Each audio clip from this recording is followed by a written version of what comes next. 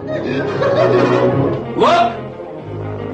the dynamic duo. Hey guys, welcome to the Dynamic Duo. I'm Franz. I'm Kevin.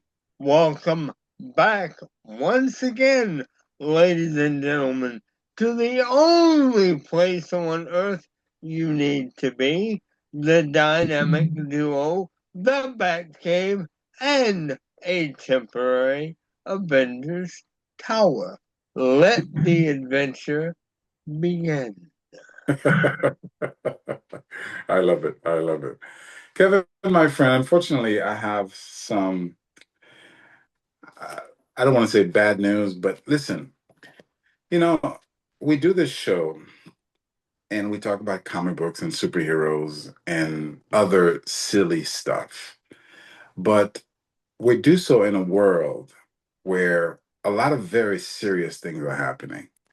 When I was a kid, I used to have toothaches and I used to get sick and, get a cold. And the thing that helped me the most was sitting down in a bed and reading a comic book and losing myself into the world and distracting myself from that reality of the pain that I was going through. And part of the reasons why we do this show now is for the same reason. It's a distraction. It isn't to say that we're not aware of all the things that are going on in the world. It isn't to say that we're not concerned about them. And it isn't to say that we don't think about them, that I don't think about them. But I've come to the point where so much horror is taking place. I don't know that I can continue to have a conversation about quote unquote silly stuff. Um, there's atrocities going on in the world, and there's atrocities going on in this country. Um, whether it's what's happening in Africa and Darfur, whether the Congo, whether it's what's happening in Haiti, whether it's Venezuela, whether it's Ukraine. Kevin, right now there's an apocalypse taking place, or that took place, and that continues to take place in the Gaza Strip. We are into sci-fi stuff, and we watch movies and we read books about the future and dystopic societies and apocalyptic moments and zombies coming on. Kevin, that's a reality right now for some people. A reality right now for some people. And this this horror just got escalated with a war with Iran that itself could deteriorate into a potential world war situation. And I don't know that I can continue to talk about, comic books under those circumstances. What do you think? I'm going to step in here and say out loud to you that we should continue and that you do have the internal energy and fortitude to continue. You and I share a common bond about comics and movies and all the things you just mentioned. Okay? Comics kept you going and kept you moving and energized you as a kid. They did the exact same thing for me. They continue to, along with movies, music, novels, and everything else that I touch, to continue to excite me and energize me as an adult. You are more than 5,000% right about what you said, with one big thing that's at the center of it, and needs to be addressed. Even with all of the negativity that is surrounding not only the United States, but as you said, the world. You cannot let it consume you. If you do, then that means we have reached a point of the Mad Max world. The Empire wins. The Klingons take over. And the bad guys in reality and the negative people in the real world do take over. You cannot let that happen. You cannot let that happen to the man I know as Franz Canal. You better not let it happen. And I don't know how many ways we have interviewed countless people. Ron Friends, Tom DeFalco. You've had your own connections with people like Randy Bowen and what have you. I personally ended up meeting and having a connection before his passing with the one and only Neil Adams. You ended up meeting the godfather of comics, Stan Lee. As I said, the energy that these people gave you, the energy that they gave me, and they did keep me alive. I'm telling you, when the darker part of my reality hit in the mid 70s, I was at my end. It had been predicted that I was not going to make it. Watching TV at the time, whether it was Batman or an episode of Gilligan's Island, it did not matter to me. It was the creativity behind those things that kept me breathing. Since my stroke, it has energized me, and the world around me has energized me even further to keep going. Okay? The movies and television shows, the animated cartoons, the comic books, all of this is part of creativity, imagination, and beyond. And the truth is, without these things, we would be at a complete and utter standstill. It's not just about turning the pages of a comic book.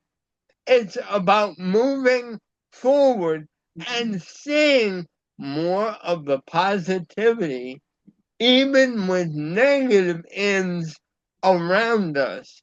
We as people, as human beings, need to continue to move forward and move past even the darkest days. And that includes the dynamic duo.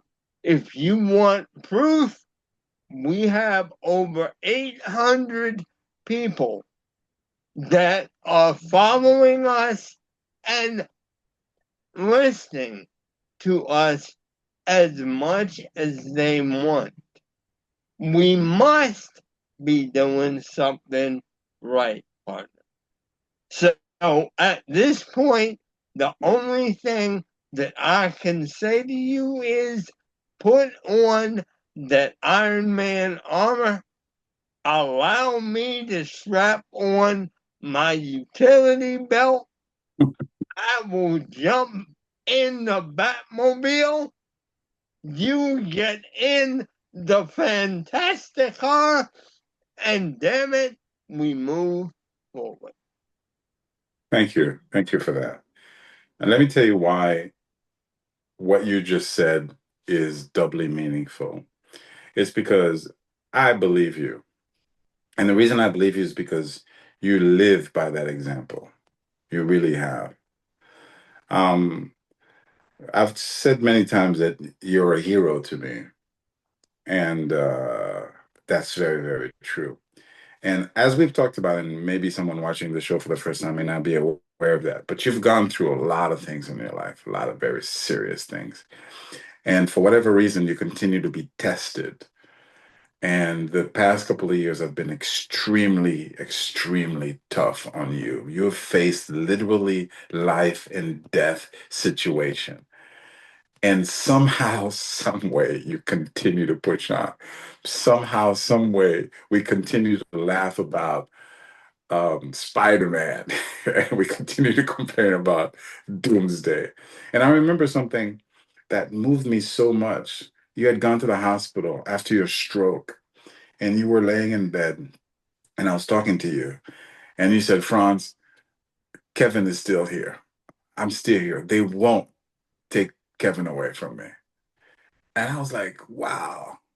And like so many people like would crumble under those circumstances. But not only did you not crumble, but you're like, this is not going to defeat me.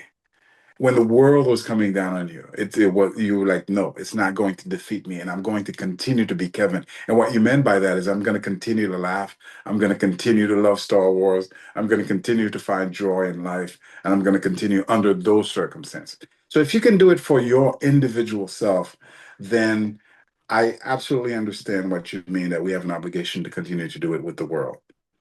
The only caveat that I'll have is somehow I have to find a way to communicate with our members that while we're talking about this stuff, we're doing it for that reason as a distraction. And I encourage people to be aware. I encourage people, Kevin, to not fall into camps. You know, what's happening is that right now, people are putting themselves in bubbles, and the information within the bubble keeps reverberating within that bubble and convincing us that our side is right.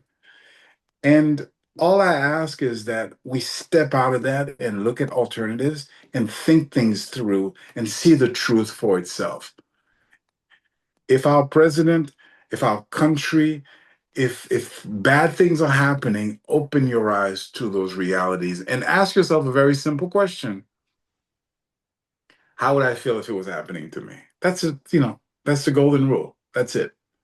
Anyway, so audience, I hope this conversation makes sense to you, and I hope that you will allow us to continue to talk about nonsensical things.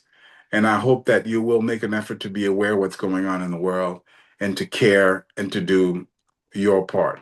For the record, I do this show, but I do other things too. I've got organizations, I've got things that are doing things out there to make a difference. So I encourage everyone to do the same to whatever capacity that you can. Agreed. All right.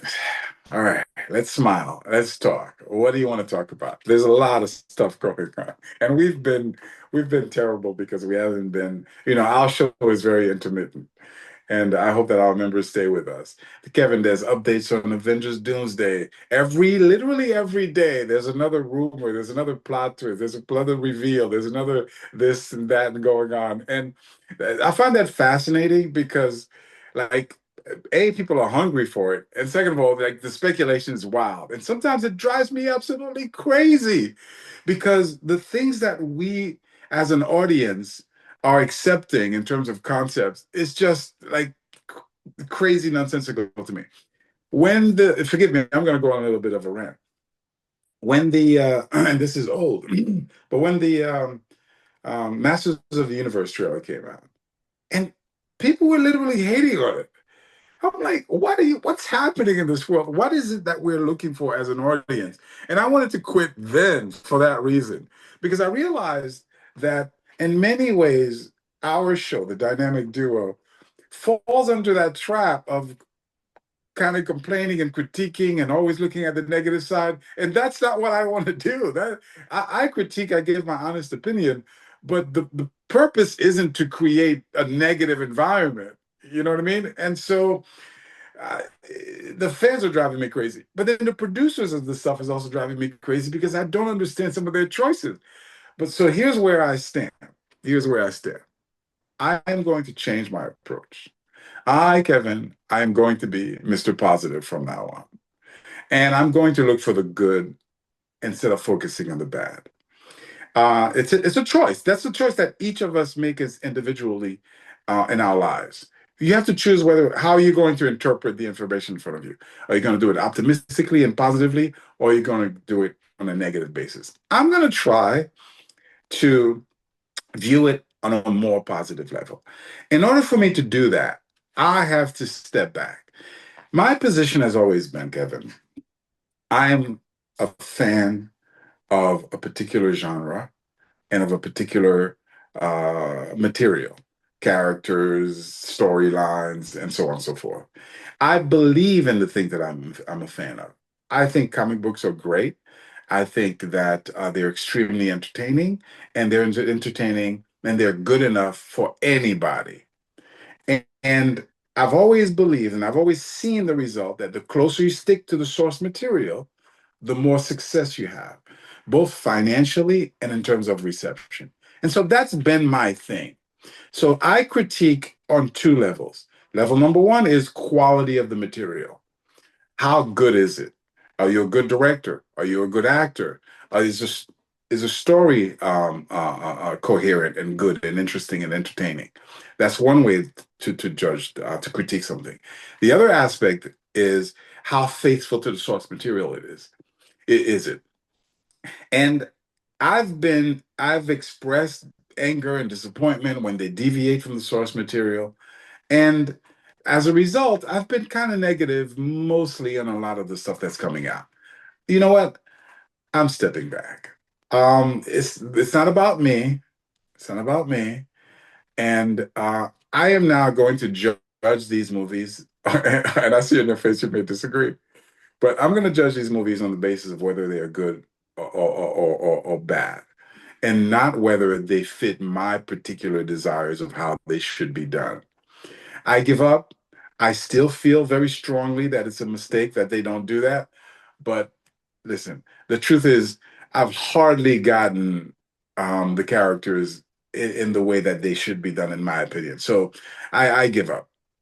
I give up, and I'm going to now look at things more optimistically. Now, having said that, I still have to be objective within that one side of it. And so if it's good, it's good. If it's bad, it's bad. So, given all that, what do you first want to talk about? Well, let me ask you a question. A few years back, the world was treated to both Avengers Infinity War and Avengers Endgame. Yes. And specifically with those two films, at the end of Endgame, end of Infinity War, you literally had people gasping at the screen and almost crying because people were becoming dust.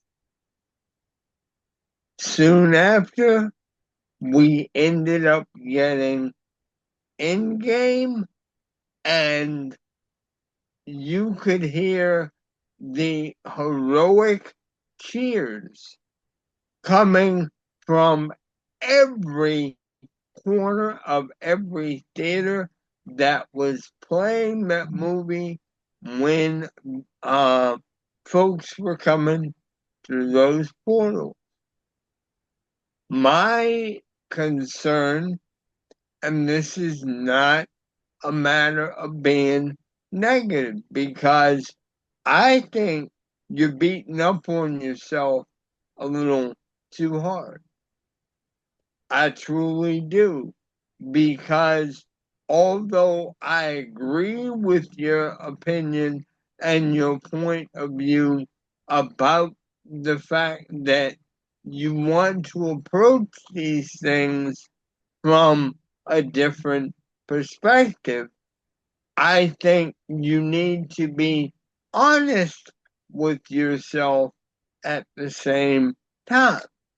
If something is good, allow it to come across to you and anyone else that may agree with you, whether it's me or a shopkeeper across the street. If it's good, it's good. If something is bad, it's bad. We have both sat through bad films, watched bad TV, read bad comics, bad novels, and on down the line. We've listened to bad music. The thing is, it's all objective to the individual. To give you a quick example, everybody knows I'm a huge Green Hornet fan. I hate what Seth Rogen and that production company at Universal did to that movie. The world may never get another Green Hornet film to redeem itself.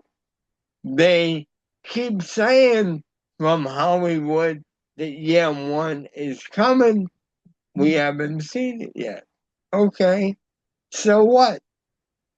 I also know a handful of people that liked it. We, as a community of folks that like comics and comic-based films and what have you, need to also not automatically attach ourselves to something to say, hey, I like this because it's Batman or because it's Mr. Fantastic. At the same time, we need to learn not to hate on something because that vision is not ours, as you so eloquently put it.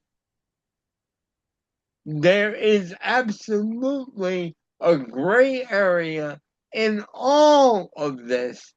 And the gray area, in my opinion, is where you need, and other folks, including myself, need to meet in the middle. Everyone knows, obviously, I'm a Star Wars fanatic. I have not exactly been all that happy with their last couple of choices. I don't believe, honestly, that the Mandalorian and Grogu is going to work for them. I truly don't. In my opinion, the Mandalorian and Grogu,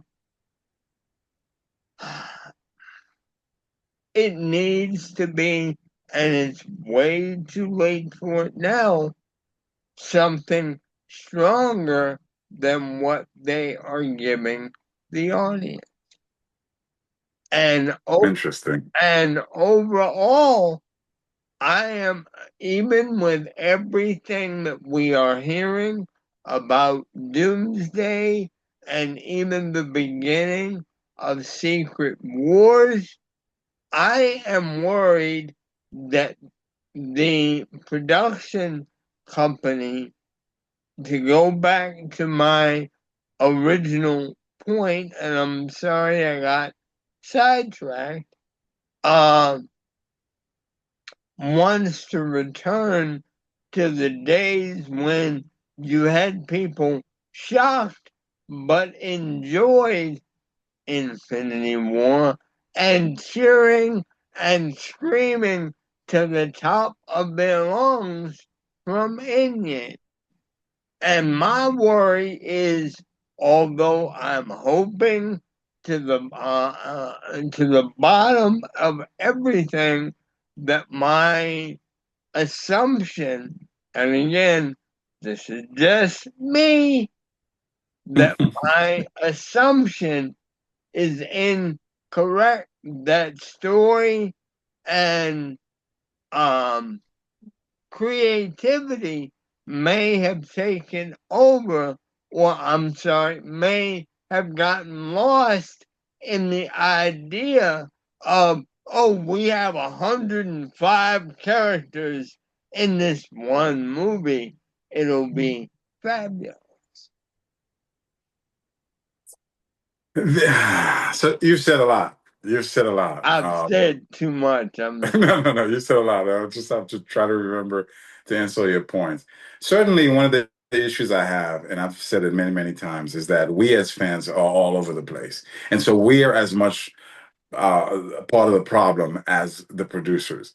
1 minute we're screaming at the top of our lungs that we want a particular type of thing, and the next minute we completely ignore that and we want something else. And what I've come to realize is that just like any group, the fandom is very, diverse. And some people like Snyderverse, and other people like James Gunnverse, and other people like Ragnarok, and other people. So there's no coherence in what we want. What made that even more complicated is that we have a generational divide. We have our generation that grew up on the 70s, 80s, reading those comic books. And then you have the later generation where basically there was no rule. Spider-Man was the Spider-Man of the moment. The Hulk was the Hulk of that particular writer's desires. There was no adherence to continuity. And so the definition of Spider-Man, the definition of the Hulk, the definition of those characters has completely changed. And they became those characters in name only.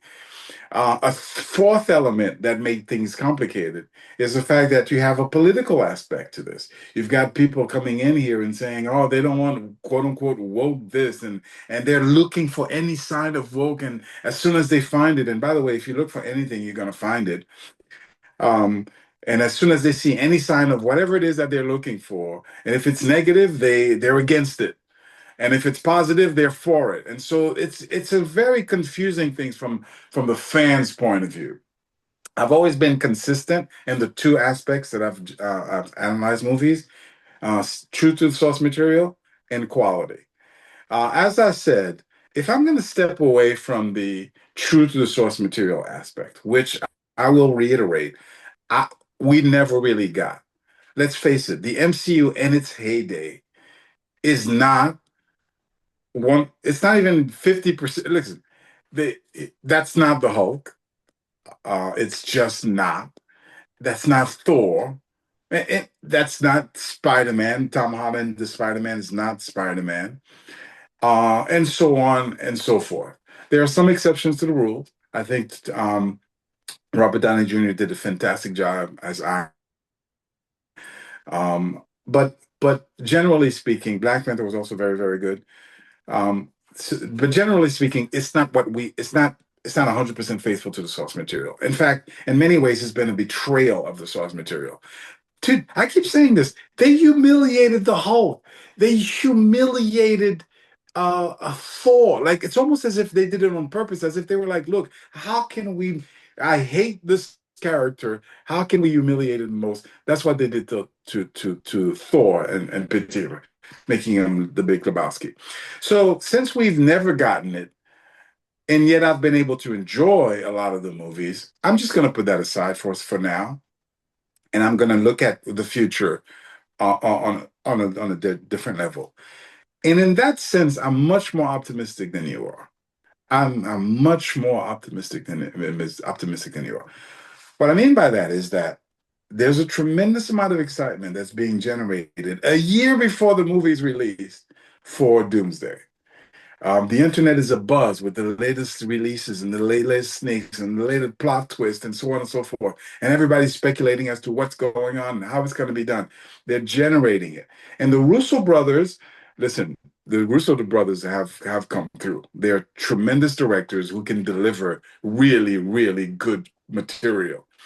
I think that Endgame fails in many ways, and I can explain what I mean by that, where it fails, in my opinion, how it differs in terms of quality to Infinity War from the point of view of storytelling, from the point of delivery.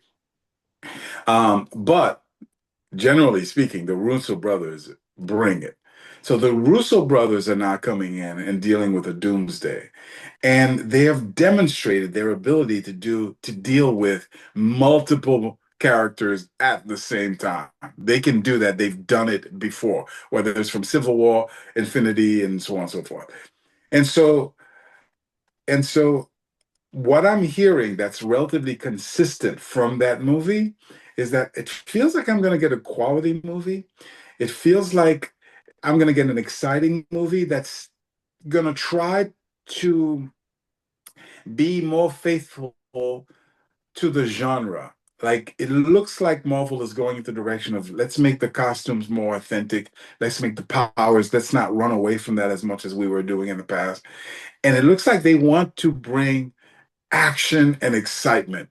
The rumors of things like Spider-Man fighting Wolverine, the Doctor Doom finding Magneto, all those types of rumors, bro, I'm there for it. Now, at the same time, if they kill Spider-Man, and specifically if Wolverine kills Spider-Man, I am going to throw my phone at the screen.